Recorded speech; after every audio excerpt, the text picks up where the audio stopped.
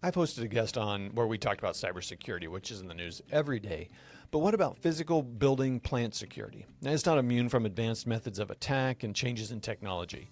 So I asked Don Erickson, CEO of the Security Industry Association, if he could come in on the show to share what megatrends may impact the security world over the next few years. In this episode, Don's going to share his insight around AI's impact on the physical security world, the evolution of security's ROI, security as a service and the impact on the security integrator, the impact of megatech, and real estate optimization. Don was appointed CEO of the Security Industry Association, or SIA, on November 1st, 2011. As CEO, Don leads implementation of SIA's board strategic framework and oversees SIA's collaboration with industry and vertical market associations and organizations. He is responsible for management of SIA's operations and programs, including marketing, membership, government relations, education, and standards initiatives. Prior to joining SIA, Don served as manager of legislative affairs for Alcatel and legislative director for a trade association representing rural telecommunications providers. He spent 6 years on the senior legislative staff of U.S. Senator Rod Grams, where he facilitated the enactment of legislation pertaining to criminal justice, telecommunications, and technology. He was selected as a top CEO by CEO Update magazine in 2013 and by Security magazine as one of the most influential people in security in 2018 and inducted into the Security, Sales, and Integration Security Hall of Fame in 2023. Welcome to Keeping the Lights On. I'm your host, Todd Reed, and on this podcast, I connect with the owners and pros who design, build, and maintain our electrical, communications, and industrial world to explore the best ways forward. Let's get into the show. Don, I like to start our conversations really with, the meals that bring us together, because it's kind of the point of the show is kind of bring all these different verticals and industries together to kind of learn from each other.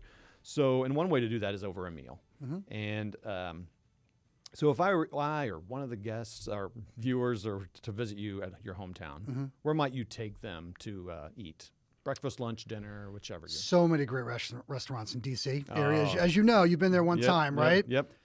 It's crazy. I'm going to fall back to the political junkie side of me. I'm going to say the Monocle on Capitol Hill. Okay. So this is a place you're going to bring your family, I think, next time, right? Yeah, it's a new The place. Monocle was founded in 1960. It really sits about a block away from the Capitol building itself. Okay, on East Capitol Street. Okay.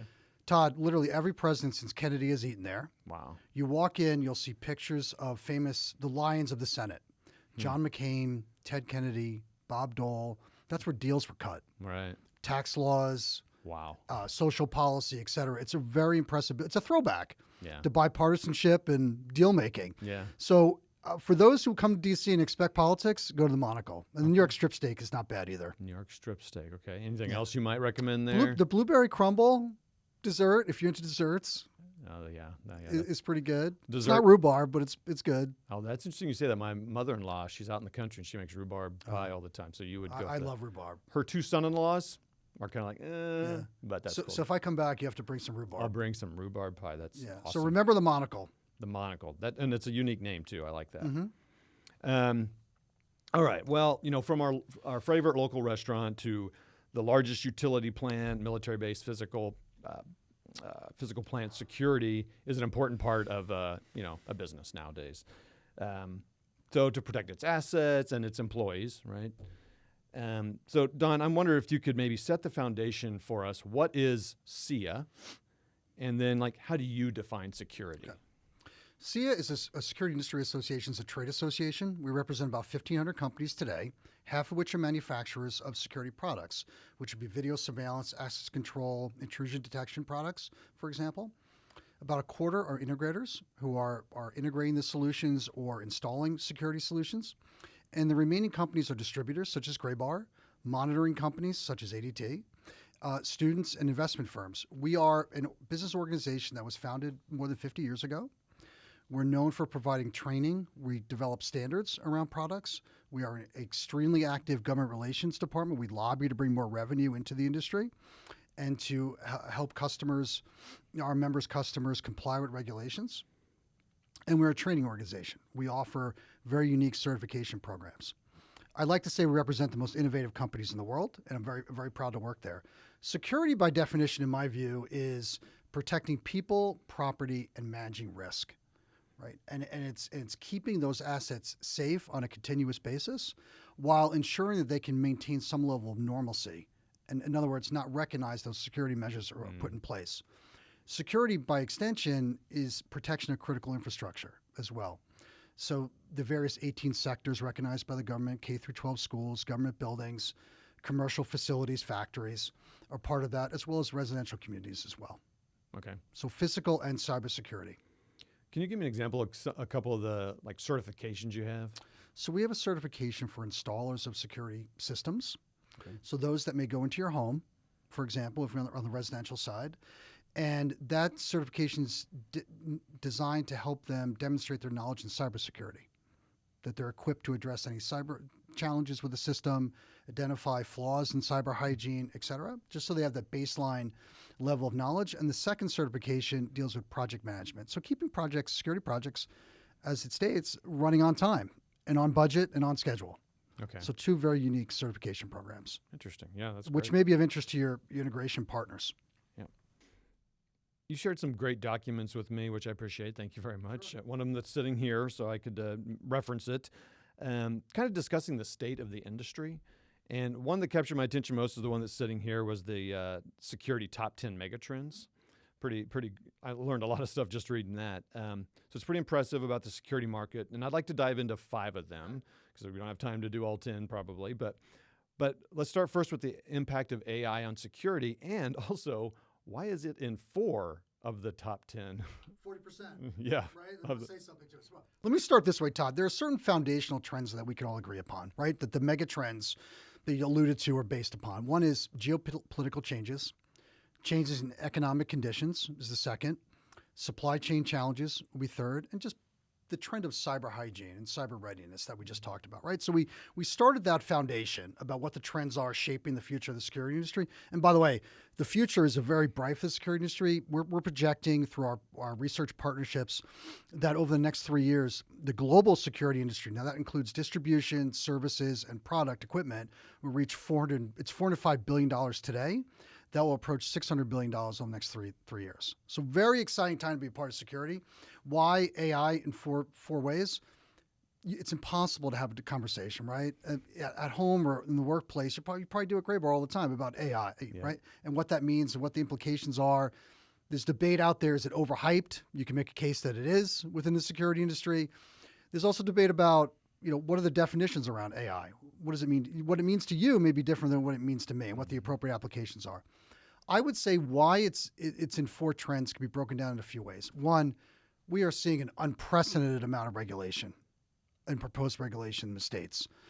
We're seeing a patchwork of laws being proposed across all 50 states that would ban the use of facial recognition, for example, or severely restrict it. So it's no longer an effective tool that can be used by law enforcement. Secondly, we're seeing the advent of ChatGPT and how that applies to the security industry. In my view, the application really is about content generation. So developing incident response plans, developing training guides for security, advising employees about how they can best respond to threats and having policies around that is the application of generative AI. And the third is, which is extremely important, is the trend and recognition of ethical use of AI. And what does that mean? So in other words, should you use AI to suppress human rights? I think we all can agree you shouldn't, or be discriminatory. We all could probably agree that AI, as a matter of principle, should be transparent as well. And you should understand the purpose of an AI application in security. So the ethical use of AI is really important. And also why it's identifying the trends is the security of AI. Are we sure that there's no risk to the use of AI, particularly in a security application when you're protecting people and property? So it's for all those reasons: regulation, security, cybersecurity, content. That's definitely the paramount trend as a whole. Yeah, I mean, I would say I have a pretty weak grasp on the security behind it, right? I kind of understand how Google works or Amazon. I kind of and security at banks and all whatever. But AI, I'm like, yeah, what? Who's running that? Who's? So here's, I think, the lesson for a lot of your listeners is, particularly if they're integrators, If you're working with vendors who are offering AI solutions, you have to trust the vendor's solution and you have to evaluate it, right? And there should be a checklist in place that really challenges them about what the cyber hygiene and the data privacy protections are for the use of AI. And so that vetting for Graybar's partners, integrated partners, really needs to take place on a regular basis. And then I would also say the other takeaway is for a security practitioner thinking about AI, there are some compliance and some liability issues associated with it, right? So understanding what the regulations are and what they require in the use of AI is really, really important. And at the same time, choosing to follow the regulations that make the most sense. So in other words, this is really a lawyer's delight with AI regulation, sometimes conflicting definitions and so forth. I think really getting appropriate advice from their partners about what the proposed regulation may mean is really important. Yeah. I mean, defining AI is right. Yeah, I mean, what is it? Like you said, it could mean different to me than you. So I could probably list 50 state bills and it's different definition each one. Oh boy. Hopefully they all have a security exemption, right, that permit the use of AI. Yeah. Wow. Yeah. So that's what your government team is busy with. Our government team is two things with our government team. One is trying to bring revenue into the industry through grant programs for schools and so forth. The second is combating these threats of really complex regulations. Yeah. Absolutely. I can imagine. Yeah.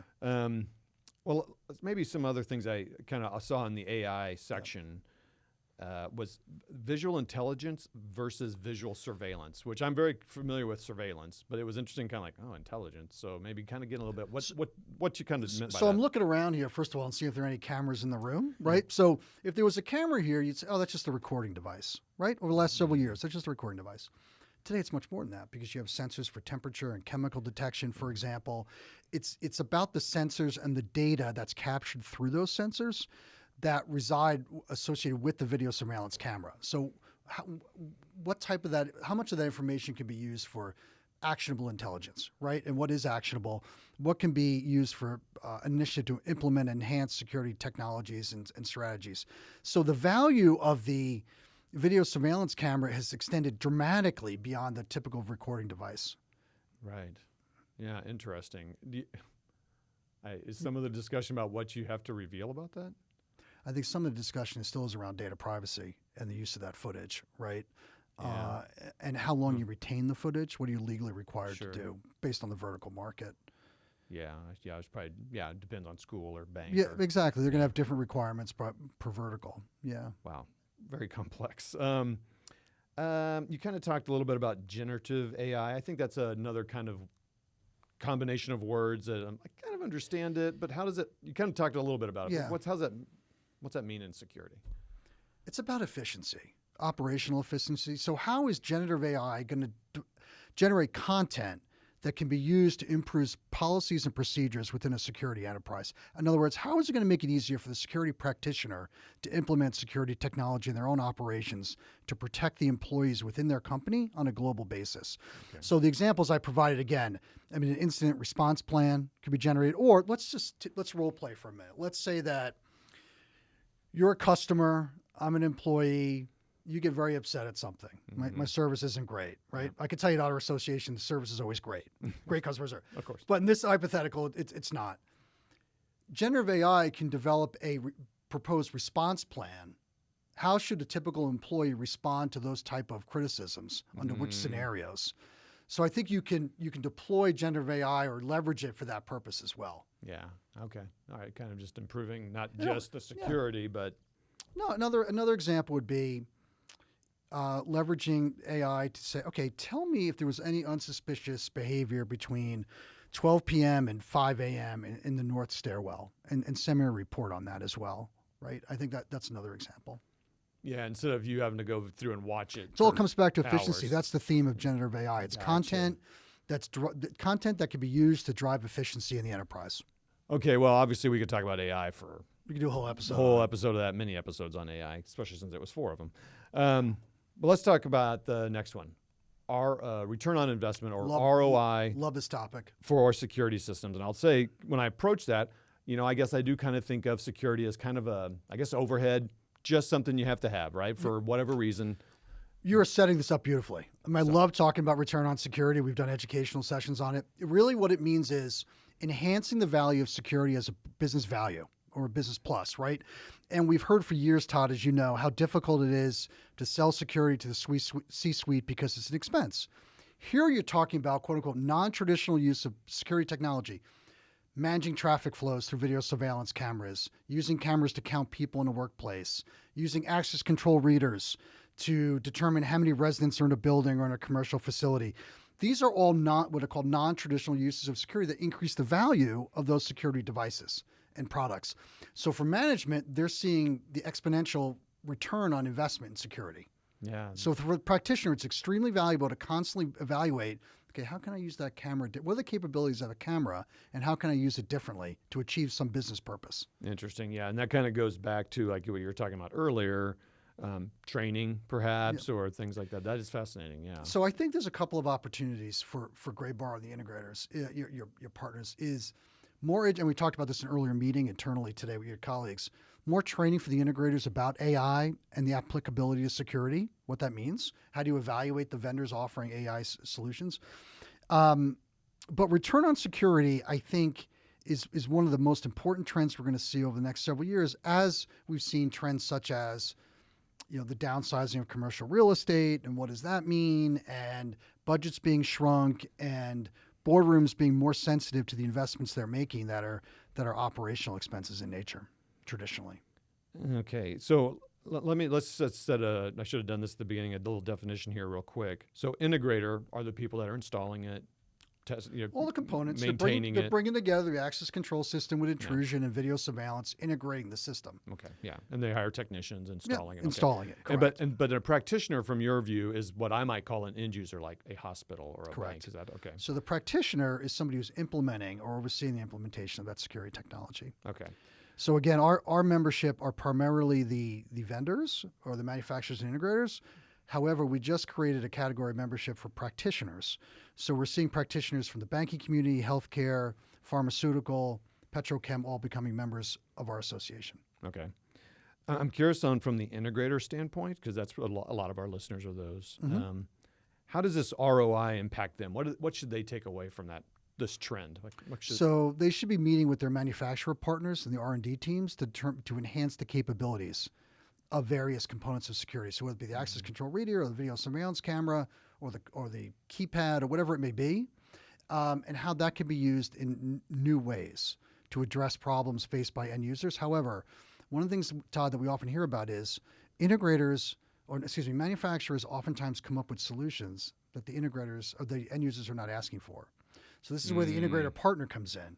So what we hear from our practitioner members often is the integrators need to be more responsive and listening to the needs of their customers, of the end user, to actually listen hard and determine what the problem is they're trying to solve, as opposed to trying to force a solution onto the end user. So it's a big difference. Oh yeah, 100%. Yeah, any sales, listen to. Exactly. It sounds fundamental, but it comes up as the number one, I would say number one and number two pain point by our practitioner members that have been expressed to us are integrators not listening to the business challenge that a practitioner is trying to solve. And then secondly is cybersecurity readiness. Yeah, it's interesting to me. So I've had one on my guest so far. I've had a cybersecurity expert, and now you're here for physical security. But it is interesting. They're obviously blending because all the cameras everything's hooked up to the cloud. It's all IP right? enabled, right? Yeah. So they're not separate systems at all. Right, and that also begs another question, or raises a good point. Is I mentioned before about education. I think for distributors, for Graybar in particular, there's an opportunity to educate your integrators about, how do you communicate the return on security to practitioners and how they look for those opportunities as well. So it's a great topic. But as you know, from going to conferences, regardless of what interest, particularly in security, this is not a new, return on security is a new phenomenon, but the idea of selling to the C-suite is not. Sure. Right? There always been challenges expressed about that over the last many years. Yeah, but what seems interesting to me, and maybe it's probably always been this way, but it just seems like there's even more solutions to ways they can solve those problems if they're listening. It just exactly. It comes back to that. I know it sounds very basic, but yes. Yeah, that's interesting. So it's kind of like listening maybe not just for the specific watching that door, but kind of like other business challenges that you hear them talk about, and like, oh, by the way, we can watch that door, but it can also help you with that retention problem you're having, or whatever the challenge is, or your customer service problem, or Yeah, or you'd like to have security integrated with HVAC, for example. How do you do that? So it's those type of challenges. one of the trends was about megatech companies, and so that's like Apple, Amazon, the names we all know, Samsung, and many others. So what is their influence on security, and why is it a mega trend? First of all, you have a phone? Yeah, I have right You here. happen to have one? And Oh, yeah. I think Matt has one, and I have one, right? So think about how successful, we're joking about it a little bit, but think about how successful Apple has been and other big tech has been at reaching the consumer market, right? What they're really great at is they have the pulse of consumers and they can deploy technologies really, really rapidly. So in the case of security, Amazon has a Vein reader that they're offering at grocery stores, for example. You have Google Nest. You've got the Ring doorbell that I have at home that my teenagers wish I didn't have, right? Particularly for their after-hour parties. But Todd, I'll be honest, there's no trend identified in that report that has the potential to more disrupt the industry than the impact of big tech. Okay, because of what I just described, their ability to reach consumers and the ability to deploy technology really quickly. So right now they're on the cusp, right? They're on the periphery of security. I mentioned a few things. Mm-hmm.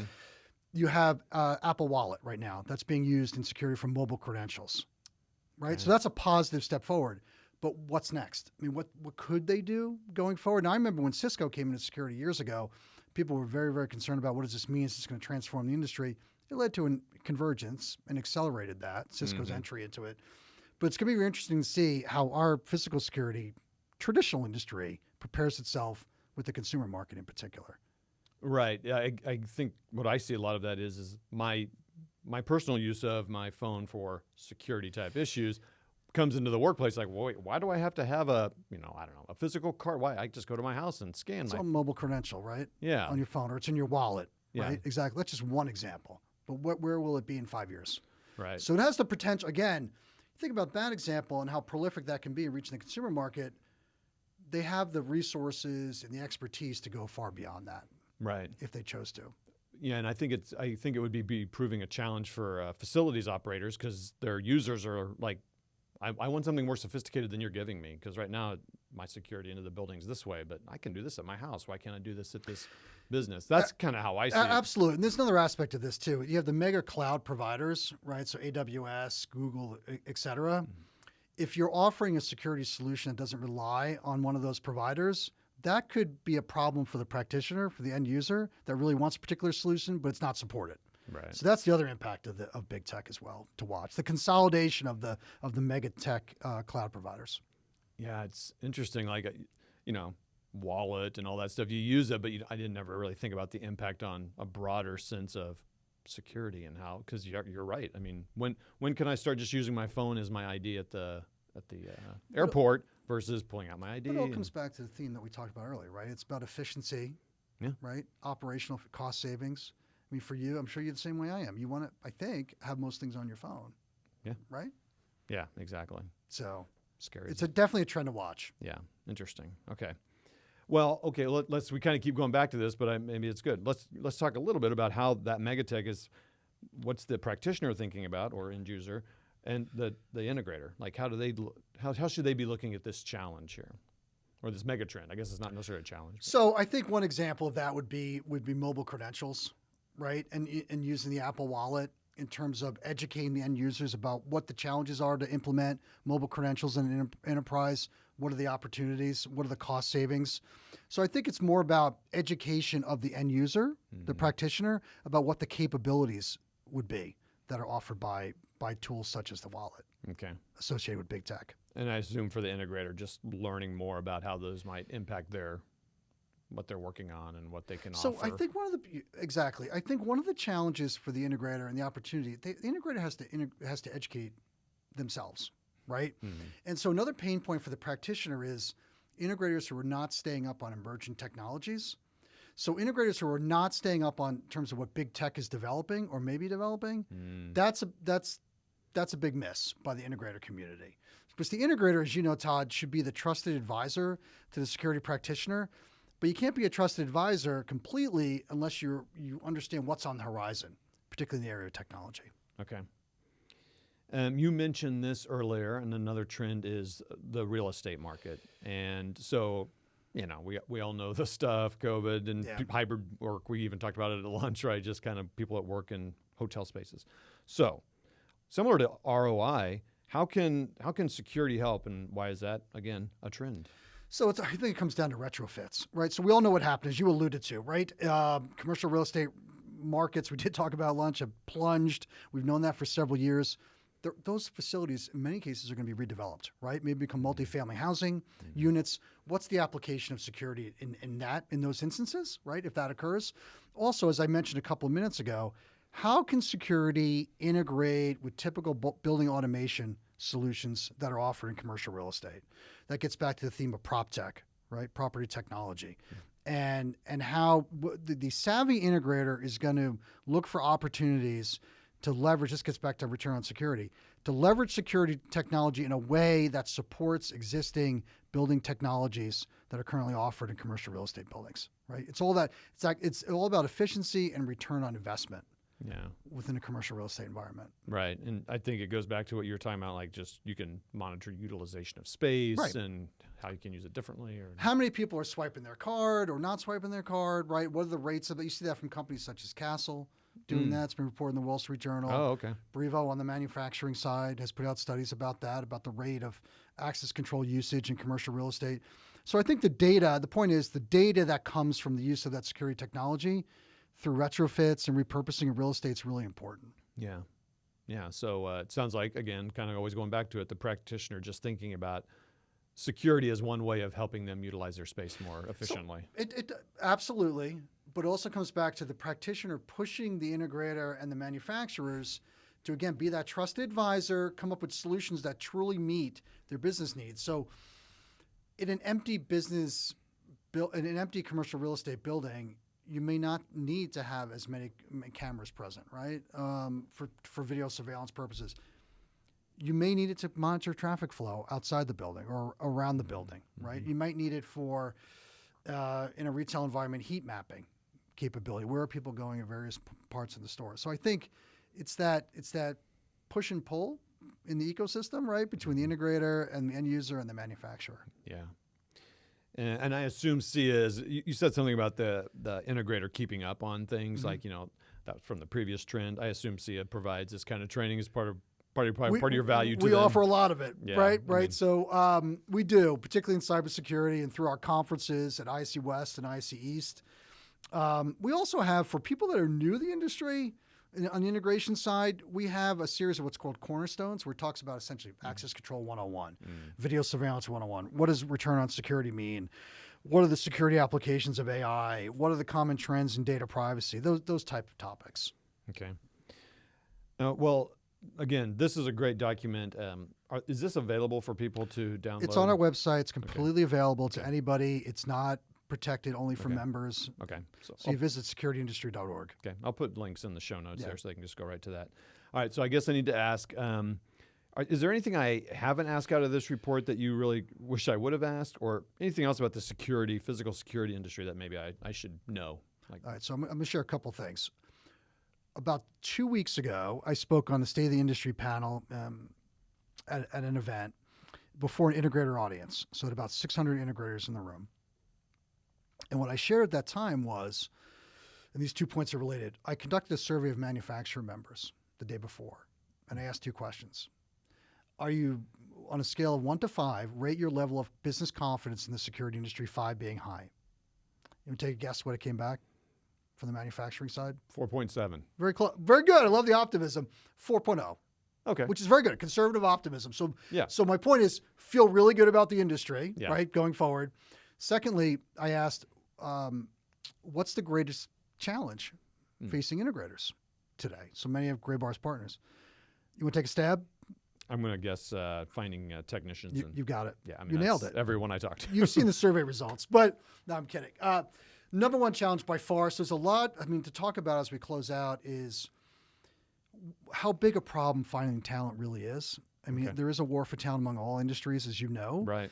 There are things that we're doing to help help get technicians hired. We created a foundation with another association called ESA, Electronic Security Association, that's dedicated to workforce development. And we developed a compensation survey earlier this year that talks about what you can make in different roles, including tech positions, Okay. that we're trying to get in the hands of people who are in career transition or coming out of college or vocational schools. I also think that there needs to be greater outreach and investment in college outreach as well, and to vocational schools, going to the campuses, talking about the value of the industry, what an innovative industry it is. And I think there needs to be more community building. And what I mean by that is we have, for example, just established a veterans in security community that follows our young professional community and women's security, where it's meant to do two things. It's meant to provide a support mechanism for veterans working in security in terms of networking. And secondly, it's meant to position the industry to attract people who are in the military workforce right now, who are serving right now, transition into the civilian workforce, and hopefully with careers in security. So there's a lot we should be doing. Right. College outreach is top of the list, in my opinion. Okay. Yeah. Yeah, you're right. I mean, whether it's electrical, low voltage of some kind, yeah, I mean, it's people are looking. They also say it's bigger than one organization. Right? Well, So there's only so much we can do, right. right? ESA or whomever, but we all have to work together and accelerate it. Yeah. Okay. Well, I like to close out our conversations, Don, with refocusing on the why of what we do. So what motivates you to do this day in and day out? What keeps you excited and passionate about what you do? Well, first of all, I've always been excited, Todd. Every single day. Running marathons. No. There's not a job I would rather have than working for the Security Industry Association. Okay. I'm not kidding. I completely believe in the mission of the organization and what the companies do. I mean, there's no more selfless purpose, right? Unless you're in public service, than protecting people and property from crime, terrorist attack, and violence, right? I think it's incredibly important to get behind that. It's making a difference. And I really believe what we do through training and advocacy makes a difference. Sometimes it's, or more often than not, it's indirect, but I really believe in that. And so for me, I'm really proud of the companies we represent, such as Gray Bar, ethical companies, and those with really impressive brands. And it's a industry that every day I'm happy is as relevant as it is to the average person and to government. Wow, that's fantastic. I appreciate that enthusiasm. It's starting to rub off. That's great. Well, Don, thank you so much for being here with me here, and it's been great having you on the show. Todd, thanks very much. Right. Appreciate it. That was my conversation with Don Erickson, CEO of the Security and Industry Association, or SIA. You can connect with Don and what he and SIA are working on by heading to the links in the show notes. I would love to hear what megatrends you think will impact you the most. You can email them to me at podcast@graybar.com.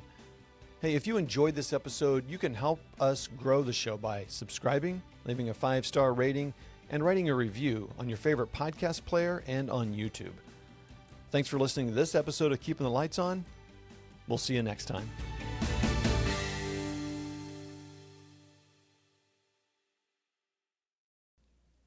Hey, little PS postscript here for the episode. I've been recording, whenever I get my guests on, I hit record immediately so that I do not forget to hit record. And I have a couple of questions that I go over with them, just asking them about inspirations for them and also what advice they'd give to their 18-year-old self. And I typically don't put these on the show just because it's meant as a kind of a conversation starter for us to kind of get us warmed up and going and, talking and asking questions.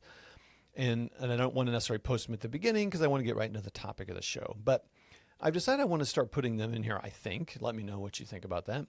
So, and they're, just a few minutes extra here. And so I'm going to add it here to the end of the show. So here's my, first couple of questions to Don, where we talk a little bit about running marathons, gardening, and speaking other languages. Thanks a lot, and we'll see you next time. You have a hobby or media, and so book, magazine, YouTube video that kind of inspire you to be a better person, or Yeah, a couple things. So believe it or not, I'm a 10-time marathon runner. Oh. So last fall, I ran the Berlin Marathon. Had a great time, enjoyed every minute of it. My personal goal was 10 marathons. So how I translated that into work is discipline, preparation, persistence. Wow. And I apply that to what I do on a regular basis. So I'm very motivated. Much as I'm motivated by work, I'm motivated by marathons. So hopefully next year I'll be running London. So that'll be 11 then? That'll be 11. Wow. Okay. And then my kids will tell you I need to calm down sometimes. Yeah. So In that regard, it's landscaping in the backyard. Okay. And so I do a lot of planting and replanting and Awesome. weeding and so forth. My wife doesn't touch it. So, So your yard looks pretty good and pretty amazing. excellent. So pride in work. Yeah. Right. So Yeah. the other analogy I'll draw. So, but I appreciate it. Yeah, I mean, I think getting down there in the earth is always good, right? To kind of get us away from what we think is so important, and It's okay to get your hands dirty, right? occasionally, yeah. Well, that's great. When did you start running marathons? Like, So I started running in 1998, Pittsburgh Marathon. okay, And believe it or not, I only ran 8 miles to train. I was half my age at the time. So it's a lot easier. wow, 8 miles though. Yeah. And so did okay, did fine, just over 4 hours. You did it. I did it. I did 4 over a couple of years. Gave it up a little bit for a number of years. I always believe something good came out of the pandemic, right? Something good came out of something bad. Oh yeah. That brought me back to running. So I did 4 marathons during the pandemic. So Berlin, Chicago again, Philadelphia, and Denver, Wow. and a number of other races. But I'm happy to get back to it. Yeah, that's great. Yeah. Any family members run with you, or is it kind of your own My obsession? son ran, I have twin boys and a girl. My son ran about 10 5Ks and 10Ks That's good. about 10 years ago. He gave it up. Okay. I think I pushed him too hard. Yeah. Yeah. Yeah, my wife ran the 2000 LA marathon, and Oh, nice. I supported her by going along, riding the train, hitting her at spots, and waving, and that was a pretty cool experience because she trained with a Oh, it's amazing. professional training team. Oh, right? good for her. Like there's 2 of them out there in LA, and it was just cool seeing the people. Like they have a 99% success rate. If the person starts, they go through their training, they finish. You know, and I saw it, and there were people who were like, they're running a marathon, and they did, and it was awesome, very inspiring to even work. So let me ask you, did that inspire you to run at all? Seeing her do it? Let's go to the next question. Okay, very good. It did for a second. but Best I'm- part of this are the unscripted questions, Yeah, right? yeah. No, I don't believe in that. Moving Okay. on. What advice would you give to 18-year-old Don? Knowing what I'm doing now, I would have continued with Spanish education. So that was my minor, or almost my minor at Catholic University. I was 1 course away Oh, and stopped because I wanted to finish. I wanted to take 12 credits in my last semester rather than 15. sure. We now have Expo Seguridad. We're the trade show partner on. As you know, I'm going to Mexico tomorrow. That's right. So just so happens you have to speak Spanish down in Mexico. Yeah.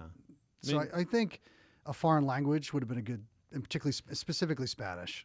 Well, I would 100% agree with that. I would tell past Todd to stick with it. I started with French, and then I just past Todd. Did you get very far? Oh no, not at all. No, my teacher was new that year, and I don't think the teacher was great. Was part of it, but it's a struggle. Languages are tough for me. So, but I should have stuck with one of them. French or Spanish. They're both kind of good to branch off. But no, I would agree. I mean, having another language is fantastic.